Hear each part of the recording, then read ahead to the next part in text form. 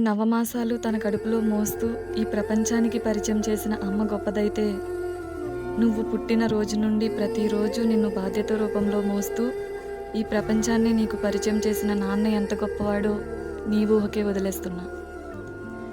నీ ముద్దు ముద్దు మాటలు వింటూ నీ అల్లరి చేష్టలను చూస్తూ మురిసిపోయే అమ్మలు ఉన్న ఈ ప్రపంచంలో ప్రేమను చూపించడం రాకో ఎందుకో మరి తన పిల్లలపై ఉన్న ప్రేమను తనలోనే దాచేసుకుంటున్న నాన్నలెందరో.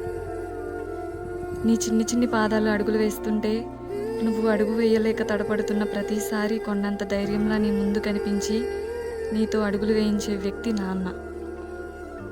చిన్నప్పుడు నువ్వు మాట్లాడే మాటల్లో అర్థం లేకపోయినా సరే ఎంతో ఓర్పుతో నీ ముద్దు ముద్దు మాటలను వింటూనే ఉంటారు నాన్న.